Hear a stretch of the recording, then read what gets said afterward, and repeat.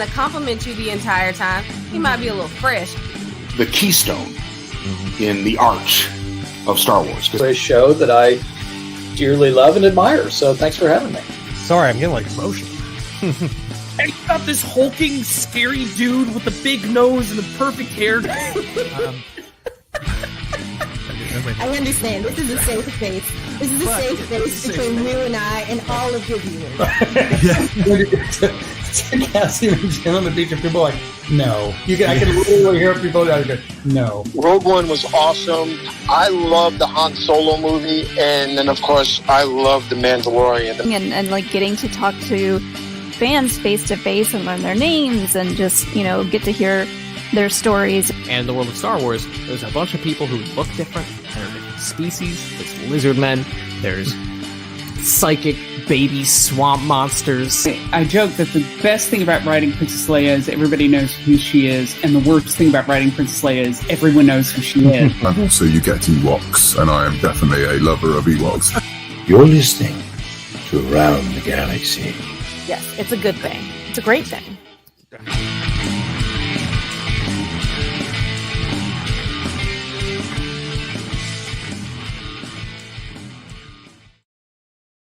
Well, welcome to episode number 151 of Around the Galaxy, the Star Wars Fan Talk Show. I'm your host, Pete Fletzer.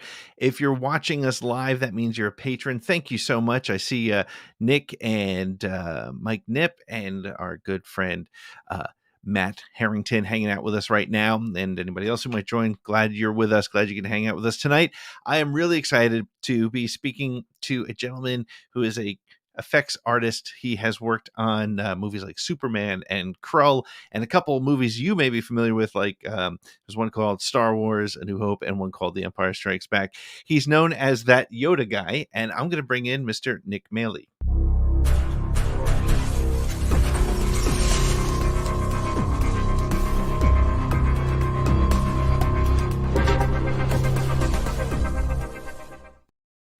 Nick, how are you?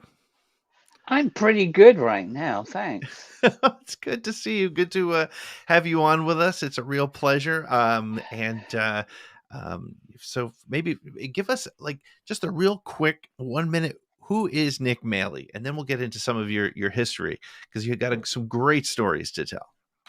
Yeah, that's true. Well, people call me that Yoda guy because of pictures of me assembling the radio-controlled version of Yoda that was in Luke's backpack when he was doing somersaults on Dagobah. But in fact, I was part of the team that built Chewbacca and the Wampa and the Tauntaun and the Mynock and the Ugnaughts. And in fact, I designed the Mynock that spat all over the Millennium Falcon. That's another story. And I worked on 60-odd other movies and as well. So it was a journey. It started in 1969. So I'm fearful to say that was 52 years ago. I don't know what else to say about that. But, I'm not just a creature effects guy. I do a lot of other things. I'm a motivator. I do talks motivating people to follow their dreams, to be all they can be. I'm a museum curator. I'm an author. I'm an artist. I wrote music with a band in Idaho. It's as I was saying earlier, I don't believe in the word retirement. I think we just evolve it from one element of our life into another. And hopefully I'll still be making things when I'm 105. I love that. And I think, there's something about like, I did some freelance writing, and I've been a freelance writer for a while. I've gotten into podcasting. I do graphic arts and I play music. And it's funny. I think that there's a certain creative drive for certain people like yourself, where there's some sort of spark in you. And maybe we could start with your book and your motivational speaking, because I think that's a really interesting part of who you are, because people, like you said, you're right, people call you that Yoda guy because they've seen the photos. You have the museum, which we'll talk about, but you're also you've taken what has driven you and you've tried to share that with others. Maybe tell us a little bit about that.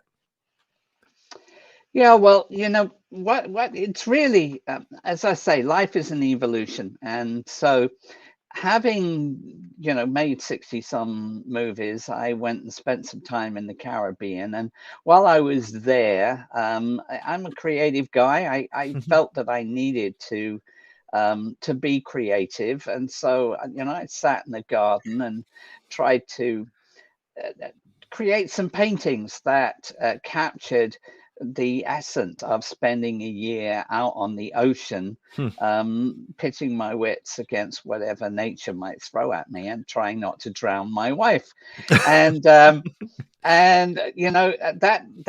got me almost incidentally into being an artist in the Caribbean and owning 3 galleries. And that just sort of evolved very easily. People say you can't make a living as an artist, but actually, I can't tell you how easy it was in comparison with being a kid from the projects trying to break into making movies. And, along the way, I guess I formed some fairly definite opinions about what it was in life that created success, and what it was that really satisfaction was all about. What is success? Those kinds of issues. And as I say in a lot of the advertising, I traded my Ferrari for a sailboat, but that was just again the beginning of a new episode. In doing that, the cruise ships kind of picked me up because of the work that I'd done in the movies, and started to tell people that they should come and see me. And so for a number of years, about 15 or so years, people would come and seek me out. I don't know that it was that they wanted to buy a painting. I think maybe they just wanted to pick my brains. And often I found that I was talking to young people particularly, but older people too, about the really answers to the questions that they asked, which really brought out that philosophy that I didn't really know I had until they asked the questions. And so as time went by, every time I said something to someone that I hadn't really thought of or said before, I just noted it in my computer. And eventually I had a whole list of issues that I reorganized into my little book of big ideas, where I encourage young people to follow their dreams, be all they can be, and try to give them a manual on how to keep going on a daily basis to get through this very difficult period of not being distracted. The truth of the matter is, if you want to do something extraordinary, it's not going to be easy. Right. That's why they call it extraordinary. And so if you expect it to be easy, then you're going to be disappointed. I can't tell you how many people come in and say to me, oh, yeah, I went to school for film. I studied film. That means they invested 3 years of their life, right, and a whole bunch of money, and but it didn't work out for me. And I say, well, what did you do? Well, I went to California and I hung out in Hollywood for 18 months, but it didn't work. Well, that's because you didn't put in the other 10 years, right? Going to college is the easy part. Being unemployed is the hard part, struggling to get through, first of all, getting to know people who are going to give you the opportunity, and then getting enough of that opportunity to actually make a living. And so, the book is really not related to entertainment. It could be related to doing anything which is a difficult task that's going to take time. And it's really intended to give someone a nudge on a daily basis to help them keep moving forward. Because if you can get this much closer to where you're trying to go every single day, then eventually you'll get there. And that's the bottom line. Most people, they come up with an idea, they say, that's what I'd really like to do.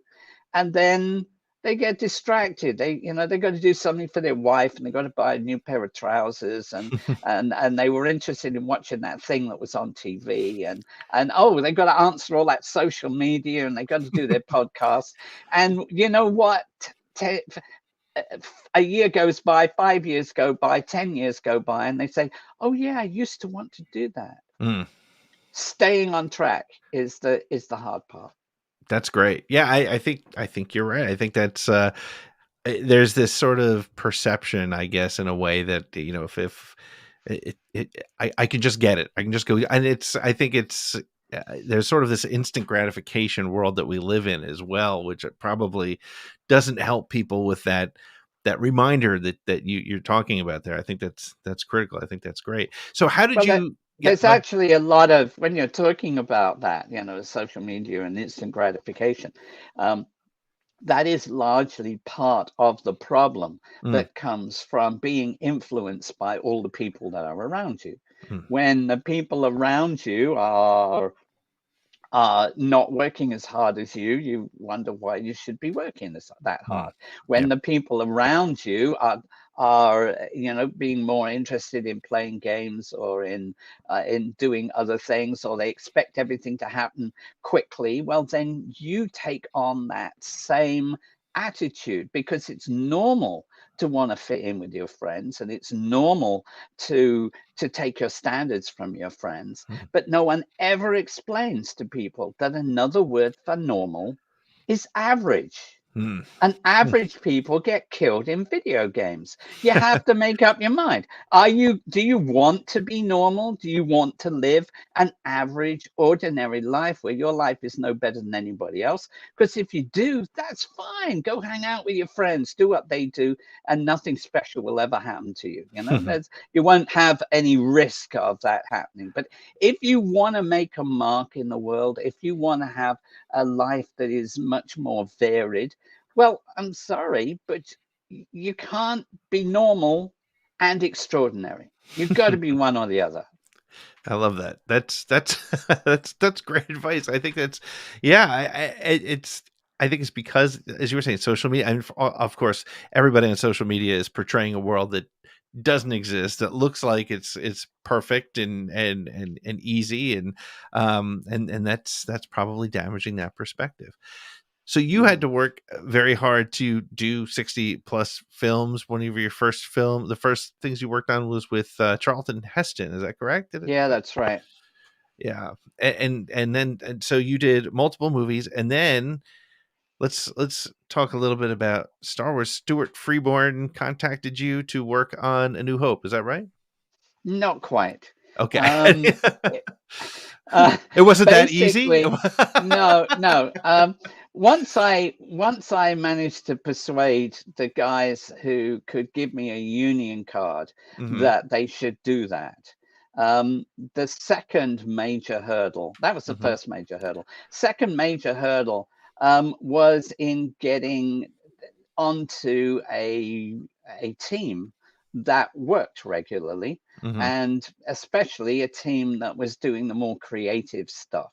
And there wasn't that many people that you could pick out. People, let me just say this in the meantime. People often completely overlook the fact that Star Wars was made in England. Right. The principles were all plotted out in California, and the post-production was done in California, but all the principal photography was done in England for every single Star Wars movie except Episode 2, and that one was made in Australia. And so there were not that many people in England who were going to get, those real cutting edge jobs. And Stuart was really at the top of that list because he had a history of doing character effects, prosthetic makeups going all the way back to Oliver Twist in the 30s, coming through movies like Doctor Strangelove, to 2001: A Space Odyssey, which was in many ways the birth of modern animatronics. I mean, Right. animatronics, as we talk about it, is people in mechanical suits, Mhm. and often they didn't have any electronics in at all. None of Stewart's creations had any electronics in them. They were largely muscularly driven from the actor within, which was unusual. Most other creature effects guys, create movements that are running on cables and exterior controls. Stewart really focused very much on it coming directly from the performer. But there had been people in the 30s, like Charles Gamora, who had done some of those early ape suits that had the essence of it, but not as sophisticated as what Stewart was doing. So getting back to your question, basically, I stalked him for a couple of years. Yeah. I in my little book of big ideas, I say, if there's an obvious route between where you are and where you want to go, whatever you do, you shouldn't take it, because it's guaranteed that there's going to be a million other people who saw the same thing and are standing on the same road. And as soon as there's a million people, there's someone employed at the other end of this queue to send all those people away. And so what you need to do is look sideways and see some guy in overalls who's got a key to the back gate and offer to carry his bag. And that's basically what I did. I looked sideways. There was Stewart. I stalked him. I knew I would sit next to him at union meetings, so that he knew who I was. I would show up at the studio and be in the canteen so that I could sit down and have a conversation with him, just so that when he got to the point where all his friends, all the people that he would normally work with were busy, and he looked at the list of people he hadn't worked with, my name would stand out amongst that crowd. And so eventually, 1971, he offered me 2 days' work on a movie called Young Winston, about Winston Churchill when he was young. And it was 2 days of beard work for the Houses of Parliament in 18 something and another. And one of the things that I practiced when I was unemployed, rather than sitting and watching the TV all the time, I would always try to hone my skills. One of the things I'd spent hours and hours and hours doing was I got one beard, and I would keep curling it into different styles and different period things. So my 2 days turned into 16 weeks, and we went to Morocco and filmed there. And I became a good friend of his son, Graham, who's an unsung hero of Star Wars, and really created a lot of the characters that people know in Star Wars, but no one ever talks about him. And then, later on, I was Graham had a reputation because he was Stewart's son, and some of the jobs that were smaller jobs, Graham would get those jobs, like effects commercials. And he asked me to do a job with him in the effects commercial where Donald Pleasance was drinking beer in a pub with Frankenstein and with the Mummy and with Quasimodo and with all these different horror characters, And so I helped Graham with that. And then when Stu needed more people on this strange little what we thought was going to be, for kids film called The Star Wars. Right. he recommended that to his dad that I should, come and be the new guy on the team. I had worked with Stuart before, but not doing creature effects, purely doing straight makeups. Or character makeups, but two-dimensional, and so it was that ultimately I started with Stuart on A New Hope, and the rest became history.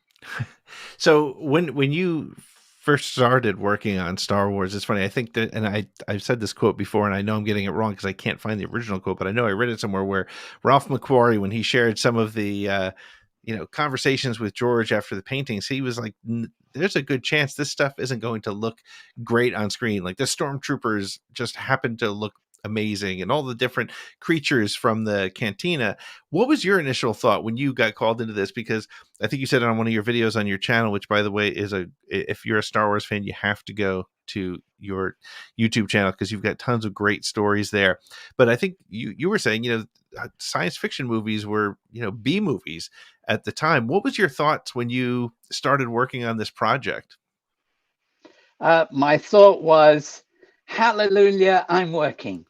And I'm working on a creature, on building creatures. I mean, the truth of the matter was, as I said in a couple of recent videos on the channel, none of us really knew who the hell George Lucas was. And so we weren't impressed to be working with him at all. Right. We were impressed to be working with Alec Guinness and Peter Cushing. And in fact, I don't know how many of those videos that we got there you were watching. In fact, they only managed to get the three Americans in on that by reversing the character list, because Equity which is the actors union in England, right, is very defensive of films being made. They want people in England to get the work, not to keep importing people from other places. And so, yeah, okay, if Burt Lancaster's coming in to star in a film, they realize, well, they better let him in because he's going to sell the tickets, right? But Harrison, who? Right. Who is this guy? Right. And Mark, what did you say his name was? They were all unknown. And so who was going to let them in? So what the executive in charge of production actually did was he reversed the whole actors list and said, starring Alec Guinness and Peter Cushing and all these other people. And oh yeah, we've got these three little Americans playing this little part down the bottom here. That's great. And that he was doing he was one of my guests, so he told that story, and I thought that was such an interesting thing. Yeah. What did I think? This is a movie in 1976. We made this movie. I know it came out. Everybody says 77, but it was 1976 when we made it. Yep. And this is a movie about gunslingers and wizards in space.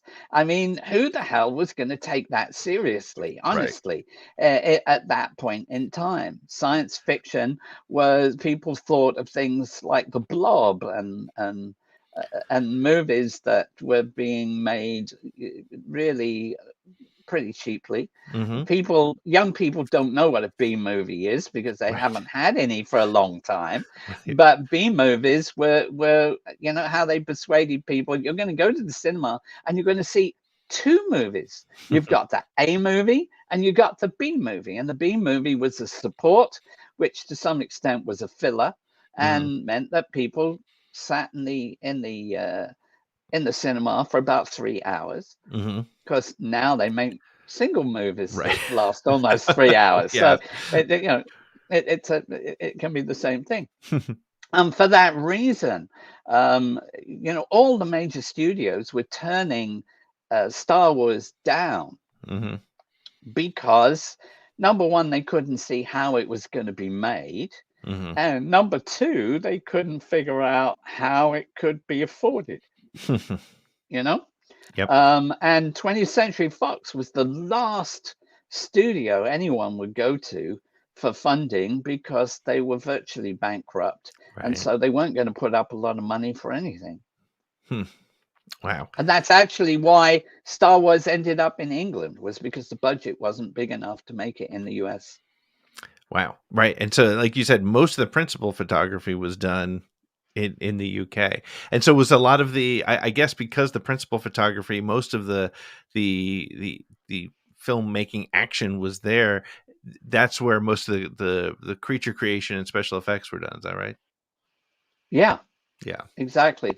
I mean, people, there are drawings of various things that, that have come out of the woodwork over the last 40 years. But a lot of them we never saw. And a lot of them are also misinterpreted. Right. You got to remember that everything that is in the archive is looked after by an archivist who wasn't there. Right.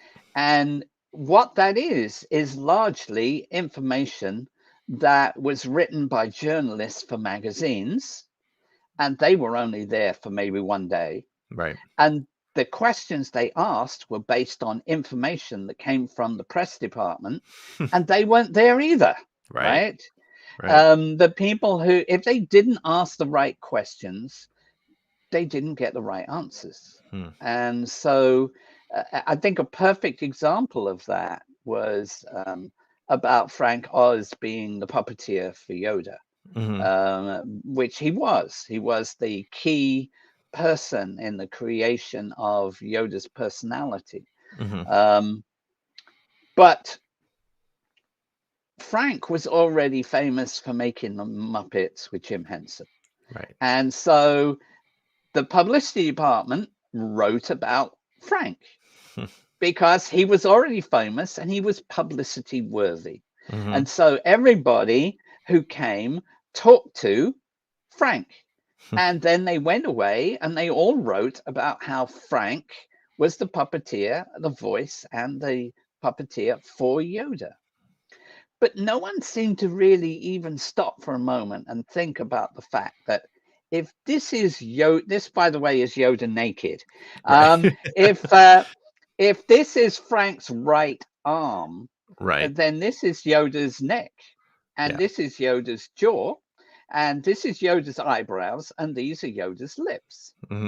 So this actually, on this other side, is Yoda's left hand, or Yoda's cane, one or the other, which was always in his left hand. So who's operating his eyes? Who's operating his eyelids? Who's operating his ears? Right. Who's operating his right hand? You know, there were 4 puppeteers that operated Yoda, 3 or 4, depending upon the shot. And it wasn't until the 90s when the internet came around and I started writing about those other people who were involved in creating Yoda and also in operating Yoda, that they got any credit at all. It was, and at the time, we were breaking a lot of union rules, and so the credits that they gave us at the end of the movie were rather misleading. They were what they could get away with rather than what was really factual. Right. I mean, on the first Star Wars, it's kind of interesting. I didn't get a screen credit on the first Star Wars because I was a lowly member of the team. And in those days, really, we were still at a time where only maybe 2 or 3 people in a department got a screen credit.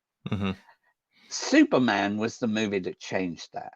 Okay. Superman was the first movie that had, like 10 minutes of credits at the end. Right. And the reason for that was that, the line producer figured out that they could save £200 a week on a crew of 400 people by saying, "Oh, well, agree to this, and I'll give you a screen credit." Okay. And everybody wanted to see their name on the screen, right? Right. So they all worked for less money just so that they could sit at the end and see their name go up, right? And after Superman, lots of people got credits on movies. Sure. They'd figured it out. So on Empire Strikes Back, I did very, very little makeup, but I spent most of my time in the workshop building creatures, working on the Wampa and the Tauntaun and the Mynock and the Ugnaughts, and as well as Yoda. But I get a credit as in the makeup department, like, I was just doing straight makeups on those guys in the background. Right. Because we were makeup artists who were upsetting the plasterers because we were making molds, and we were upsetting the sculptors because we were sculpting creatures, and we were upsetting the props department because we were making puppets, and we were upsetting the special effects department because we were building mechanisms. And so to get around all of that, the line producer suggested that we should have a new branch, and it should be called something fancy like animatronics. Right. And that's how animatronics as a word got applied to movies. Wow. And so what role did you play on the Yoda performance? You said that you were the radio control when he was on Mark Hamill's back, and you also. I'm gonna correct that. Oh, please do. Yeah. At that point in time, we were not allowed union-wise to operate puppets. Got it. And that was how the Muppets got involved. The Muppets were making the Muppet Show 15 minutes away in another studio in the same outreach of London, and so it was easy to say, well, let's ask them to come, and because they'll be used to things that are built in a more delicate way than maybe the guys in the props department or the special effects department. And so I didn't operate anything on Empire Strikes Back. I was the guy who was making things work. And we had a lady from the Muppets called Wendy who came and joined us, who was a key contributor to the building of Yoda, and built the bodies and sculpted the hands and the feet. I was initially there. We thought it was going to be one Yoda, and Stuart was building him. And his son and I were building the Wampa that hits Luke in the face at the beginning of the movie, and the Tauntaun that he rides, and other prosthetics for the Ugnaughts and other things. And so I thought all I was going to do was work with Yoda. I was going to prepare to make the molds, which is to take the sculpt and line it up to be able to cast it in sections. And then Stuart and I cast the exterior, and then I continued to cast to reverse engineer to make the plunger that later on becomes the skull. And so that's all I thought I was going to do on that. And I made the skins because I was the guy foaming all the foam latex. So I was making Yoda skins in his hands and his feet. And that's what I did on the prototype.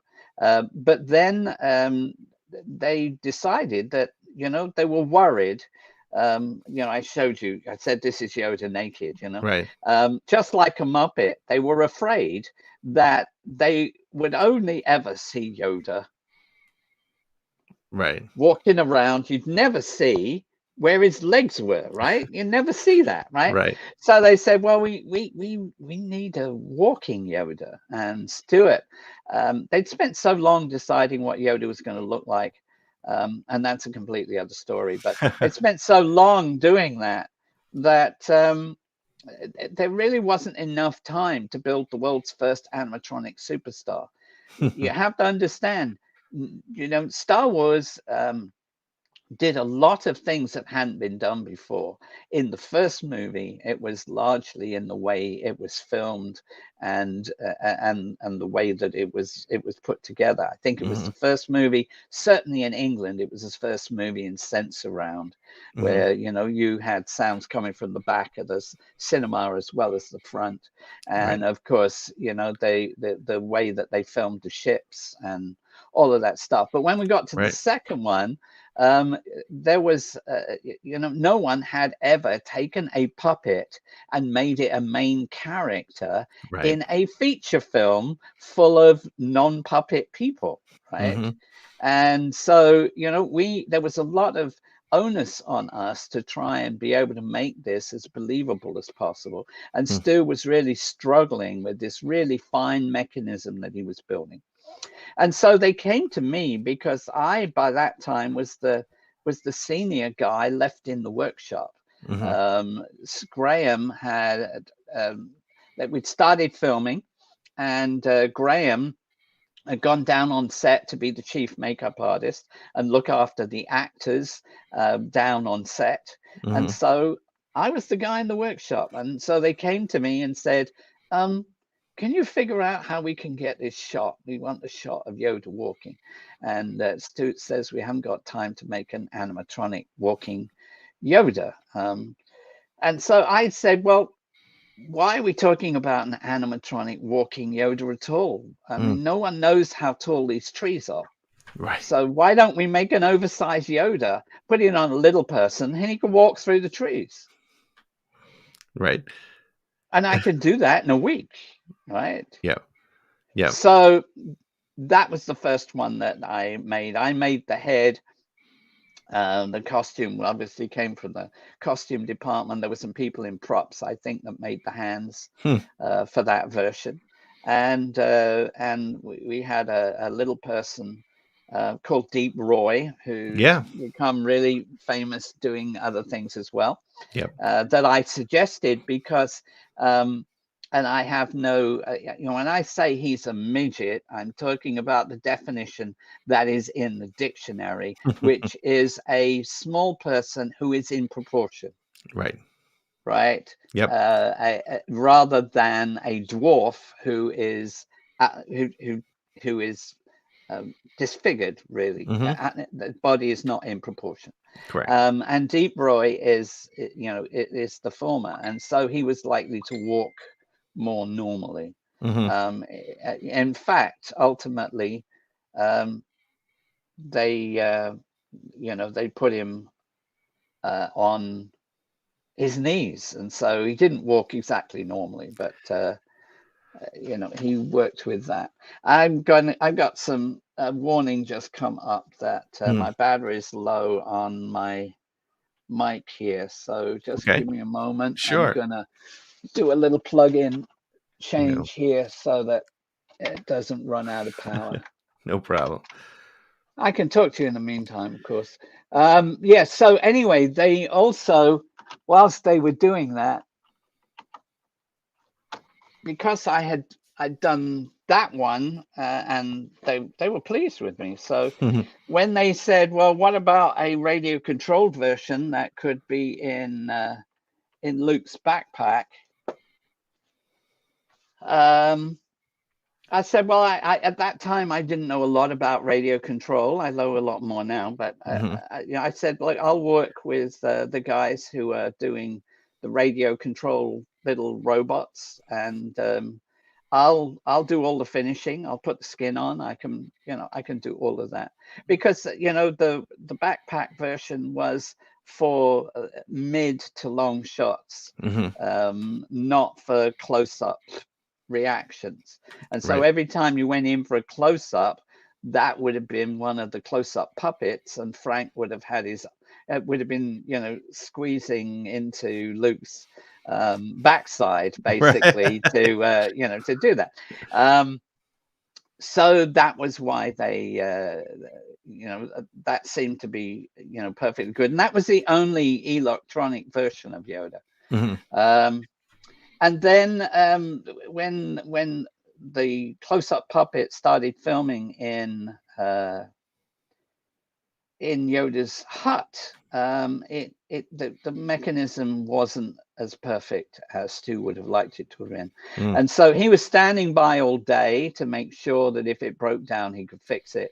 And then he was working all night to try and make sure it didn't break down the next day. And then he was working all day to make sure he was there to fix it. And then he was working all night to make sure it couldn't. And, after 3 days, they came to me and asked me if I could build a backup. And if you see the Mark talking about Yoda, Mark's a great guy. He always kept us very amused. But his stories are a little inventive, and he talks about the electronics in Yoda, not working right. It doesn't look like my headphones are going to work for long. You may be about to lose me. I was hoping that plugging in had sorted that out, but I don't think it will. And so, he talks about how Yoda, would stop working and how they took him away. And a lot of the time he was talking to a stick. And so that was the puppet that I stayed and built. And that was the one that lifted the X-Wing out of the swamp and said the classic lines, "Do or do not, there is no try." It wasn't a sweet mechanism, but it didn't break down. So, oh wow! So how many Yoda puppets were there in total? Well, close-up puppets there were 2. Okay, and then there was the radio controlled version, and then there was the guy in a suit. So, and did when Yoda returned in The Last Jedi, which was, I guess, the first time since that was what happened was Stu took his prototype. He had time to fix all the problems between the movies. He put a new skin on it, and that is the prototype, which is in Yoda's hut, is the version that you see in Return of the Jedi. And I can actually tell your viewers how they tell the difference between the 2 puppets. It's really pretty easy. If you look at the puppet in Yoda's hut, you will see that he has rather sleepy eyes. They're kind of half closed, and often they're a little crossed. That's because there was a mechanism inside to be able to change the focus of the eyes, and Frank kept bumping it with his hand, and so it would be like that, or they'd be like that, and so often they're a little crossed, and he has rather ugly teeth. In fact, in the chat rooms, they tend to call that version evil Yoda, because he does look a bit mean, right? And the version that I built doesn't have sleepy eyes. They're not crossed, and he has a kinder expression, and no ugly teeth. So just get your DVDs out and stop in the middle of the scenes, and you will immediately know the difference between the 2. Which puppet did what shot? That's great. Now, you also said you did the Minox, which I find really interesting, because that was just like one of my first memories of a jump scare when they jumped on the window there. How much freedom in the design did you have with that versus, was it a blueprint that you were given, or how much did you get to be creative on that? No, I just made it up as I went along. Actually, for the Minox, there were 2 of us that were involved, myself and Bill Hargreaves in the props department. I read the sequence in the script where Carrie looks out the window and this head comes down and slobbers on the screen. And so that's what I was making, right? Right. I kind of assumed that, Minox flying around would be an optical that they'd put on afterwards. And Right. it's in a dark cave, who's going to really see it anyway? Right. So I made the puppet version, which fitted on a guy's arm. Mhm. And I wanted to make something that was really weird, because a lot of the stuff that Stu designed was what I would call terrestrial. There were kind of rat creatures and bat creatures and fly creatures and, other stuff that was really very, very. Yeah. Oh, I think I lost you. Can you? I can't hear you. I can't. It's seems I lost you. Oh no. Let's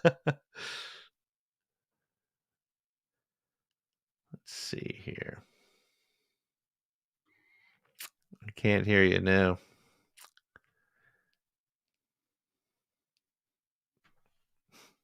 Okay. All right. I think he's gonna step away and fix those headphones and microphone a little bit there. That's fine. We got a couple more minutes with him when he comes back. You hanging out in the chat, thank you very much. Hope you're having fun. Hope you're digging these stories. I love these old kind of stories that nobody's ever heard of. Uh, these sort of surprisingly interesting, the way things got done, sort of in spite of themselves. Ah, there he is. Yeah, I believe that should have brought my microphone back. There you go. You are back. I can hear you. I can see you. Right. Excellent. So basically, that's what I made, and Stuart's creatures concepts were largely terrestrial. I wanted to make. I'd seen in the first movie how George had kept on picking out the weirder looking things, right? And so I wanted to make something that was really weird. So it was going to slobber on the falcon, so I made it a kind of suckery thing, like a sucker fish. Right. I gave it these blobby eyes sticking out the side, and to make it look really weird, I made it look like the neck and the head were all kind of melting, like it was made of something that was dribbly. Mhm. And so that's how the head came out. And then later on, I discovered that Bill was building a body that that supposedly represented the rest of the Minoc, and he was swinging them on wires, around the set to finish that off. So that's pretty cool. Now, I don't. How much of the more recent Star Wars stuff do you keep up with? Are you still a fan of some of the more recent all films? the movies. I've seen all the movies. To be quite honest, I saw the first series of The Mandalorian. I thought it was good. It was a little too Clint Eastwood, but it was good. And I haven't seen the rest of it because where I am, I don't know. I just didn't want to subscribe to Disney Plus for one show. I'm listening to watch most of the other stuff. Now that we've got 3 shows, I think it's time for me to subscribe and see the rest of it. But I saw all the new movies. So as an original creature designer, what was your take on Baby Yoda, on Grogu? Did you, because he is also a fully animatronic creature for the most part, of course, now I don't need to tell you, but people listening, they do a lot of CG sort of augmentation. But how did you respond to seeing a Baby Yoda? I thought it was very smart on their part. I have this image of them saying, okay, we're going to make, this show. It's going to be called The Mandalorian. And there's all these writers sitting around in a room, scratching their head saying, but what are we going to make it about? And someone saying, oh, it would be good if it was, goes back to the idea of the gunslingers and who's the best gunslinger. Well, that would be Clint Eastwood and A Fistful of Dollars and whatever else. So, that's our measure for it. So, that's what that first series, largely was. Sure. And then someone saying, yeah, but we need something that's more alien and other stuff. And, someone, you need something cute. And someone says, oh, but we could put Yoda in it. And I'm saying, no, Yoda's dead. We can't put Yoda in it. It's not in the timeline. And someone going, oh, right. Yeah. What would be cuter than Yoda? A baby Yoda. Right? I mean, it's like, knocked it out the park. I mean, it was just brilliant on their part. And I thought that the guys from Legacy Effects did a really good job of bringing that to life. It's difficult when you're working with a 14-inch figure. Yoda was 26 inches, so you could get an arm in it. You can't really get an arm in 14 inches. You could get maybe a hand in, right? But you're not going to get much, out of that. Mm-hmm. And I thought that for the limitations of being a mechanical figure, that it worked pretty well. Yeah. And I was pleased that it was physical and that we didn't just resort to more cartoon characters. Yeah. No, it's I think it makes all the difference. And in fact, I think that's one of the charms of Star Wars is when you can almost tell that it's a special effect, it's a puppet, it's an animatronic thing. The physicality of it works in Star Wars. I think it kind of adds to the charm of the world. So by doing it that way, I think they were able to maintain sort of also that spirit of the creatures you were a part of, which is pretty amazing. And as things have gone along, they've tried more and more and more to incorporate those. And I'm sure that I talked about Bill Hargreaves. He also put together IG-88 from bits of dismantled aircraft that they bought, and so he I'm sure is doing well signing stuff now that they brought IGs back into the Mandalorian. It's funny too, because now that it is, Star Wars has become something that actually benefits from the nostalgia. You see now, if IG-88 came back in every movie, people are like, yeah, we get it. But now that the IGs are back in this new timeline, it's just people are excited to see it. So so now and I think that the thing that to my mind was the best thing in the Mandalorian was that it's a series made by fans, effectively, and so they get what it was that the fans really wanted. And a lot of the guys who are the older guys who were not happy with the prequels and were not happy with the sequels, instead of us losing those people, well,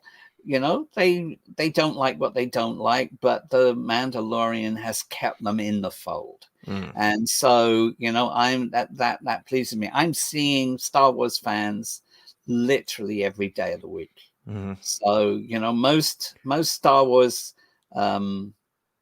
aficionados, Star Wars veterans, let's call us, or as some people call us, Star Wars alumni, are going to do conventions at the most every weekend, probably once a month or 3 times a year.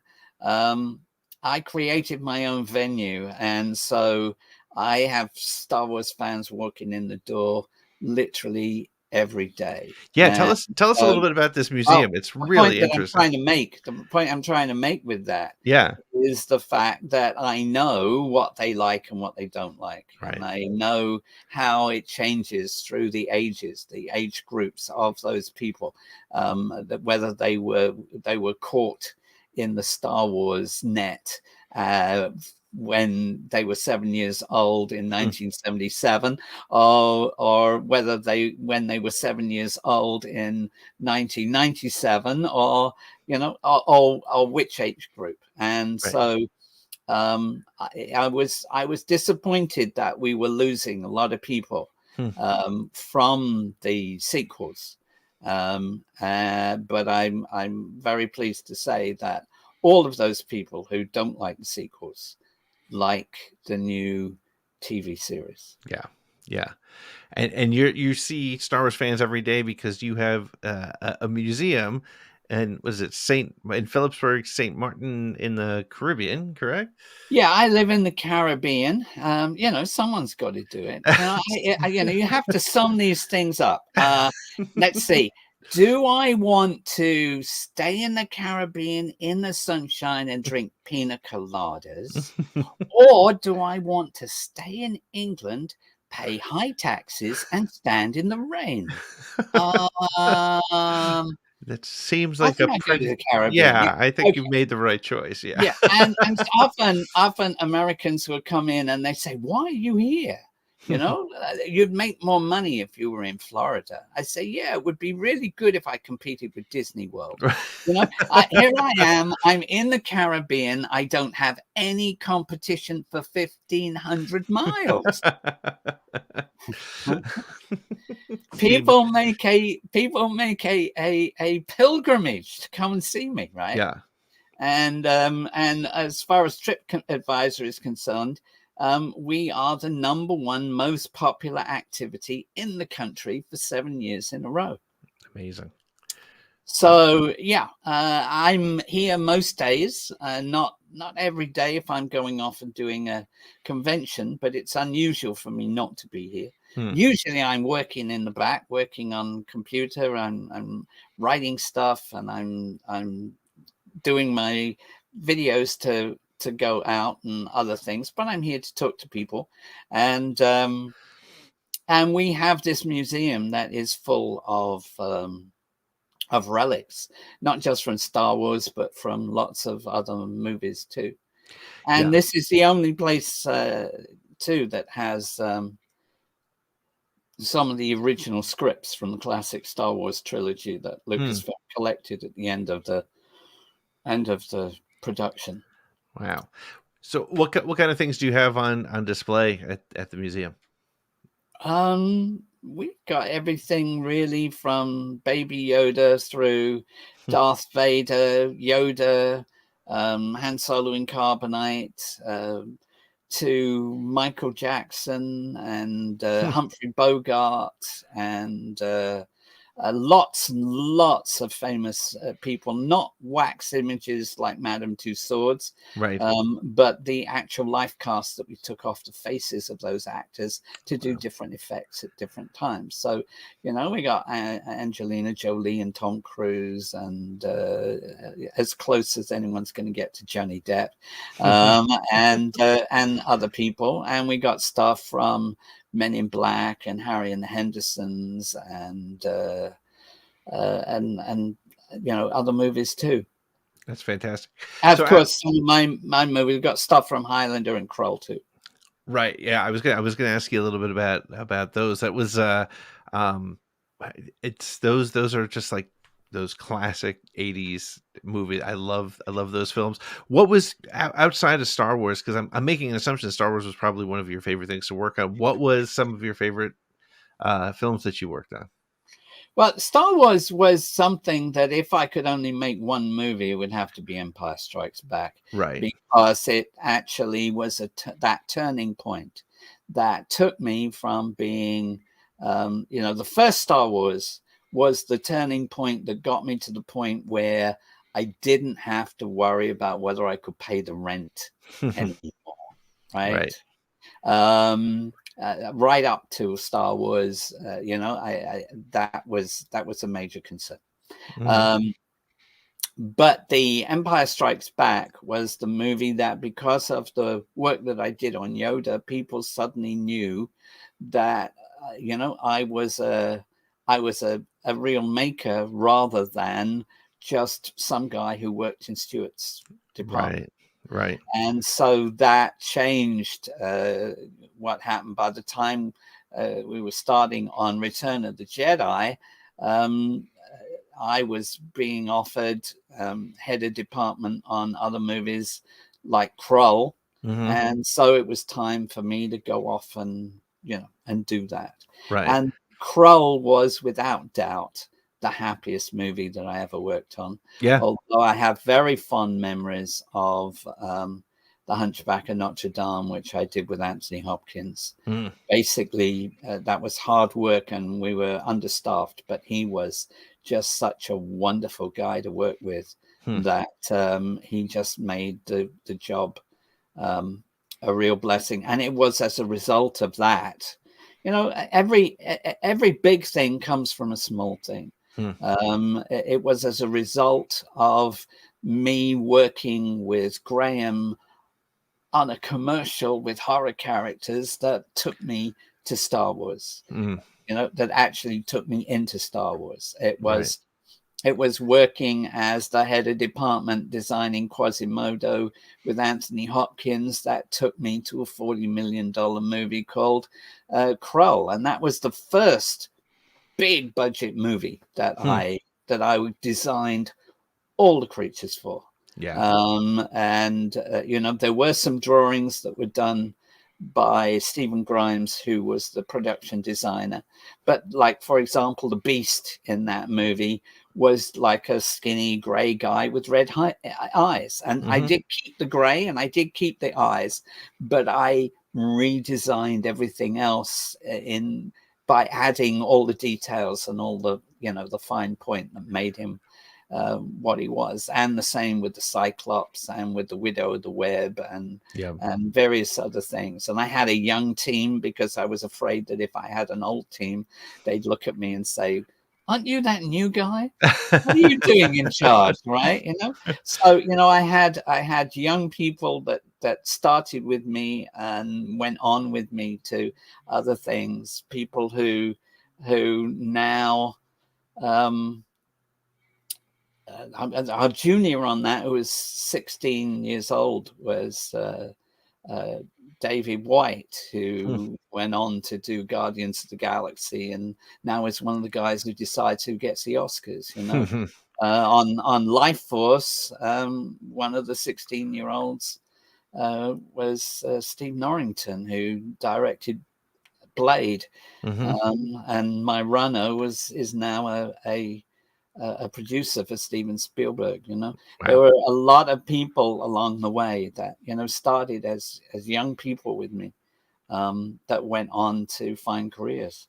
That's amazing. It's interesting. Every time I'm lucky enough to speak to somebody who has the experience or a similar experience to you, it's always interesting to me that just sort of the farm system that the studios and people, especially in anything effects, it seems like that's where you hear about these young guys who are sort of an assistant in a shop and they're now Oscar-winning directors and things. And it's interesting that sort of creative piece and you've had I was talking to someone today. They were saying, "Oh, my daughter really wants to, be a creature effects artist, and she's thinking of going to such and such a school to do, what, and that's the school that she thinks is probably going to be, the best." And I say, well, everybody who's a legend in creature effects didn't go to school for it.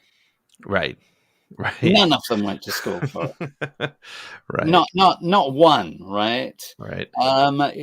Basically, if you want, here's what it comes down to. When I was young and I couldn't get, much work, I taught at university. As soon as I got enough work, I stopped doing that. Right. College is somewhere, and sorry to all the college professors that are out there, but college is somewhere.